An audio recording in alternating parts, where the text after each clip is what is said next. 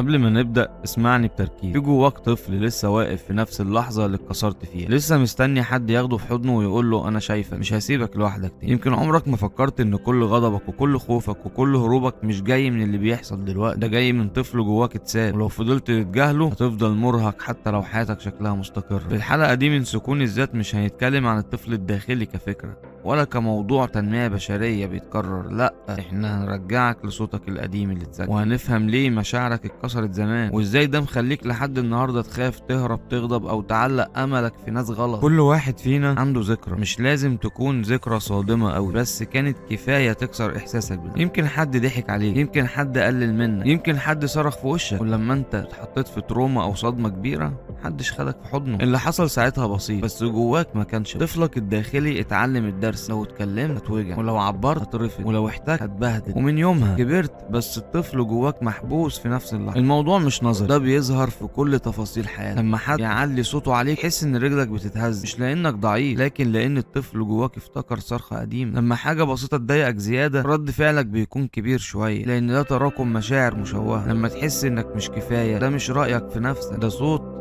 حد زمان قال انك قليل. ولما تكون دايما بتدافع او بتهاجم او بتمثل القوة فاعرف ان الطفل اللي جواك لسه بيحاول يحمي نفسه. طفلك الداخلي كان محتاج 3 حاجات: امان، فهم، احتواء. لكن في مجتمعنا الاطفال اتربوا على اوعى تعيط، اسكت، حرام عليك، انت كبير، عيب. المشاعر عندك اتهدرت والطفل ده اتساب، والنتيجة انت الكبير دلوقتي بس جواك وجع صغير محدش لمسه. مش هتحتاج تفضل تدور على حد يحتويك ولا حد يفهم ولا حضن من الناس. المرة دي انت اللي لازم ترجع له. خطوات بسيطه لكنها مؤثره. اعترف بوجود الطفل ده جوه. قول لنفسك بصوت واضح: انا اتوجعت زمان وده مأثر عليا دلوقتي. كل مره تحس فيها بخوف او غضب او حساسيه اسال نفسك مين اللي خايف، انا ولا الطفل اللي جوه. تخيل نفسك وانت صغير كانك ماسك ايدك وانت صغير وبتقول له تعالى المره دي انا مش هسيبك. ومش غلط انك اتكسرت او شفت ايام كتير صعبه، الغلط كان انك كبرت وسايب الطفل جواك لوحده. اللحظه اللي هتتعامل فيها مع مشاعرك بصدق تفهم انك طول عمرك كنت محتاج حب بس من نفسك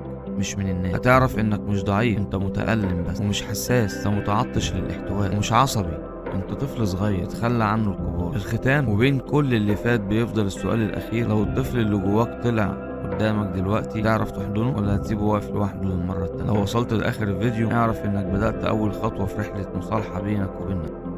لو حسيت ان الكلام بيقربك من نفسك يبقى خلي الرحلة دي تكمل. اشترك مش عشان الرقم يزيد لكن عشان ما تفلتش منك اللحظة اللي ممكن تغير حياتك. لو الكلام ده بيحرك حاجة جواك ادي لنفسك فرصة واضغط اشتراك.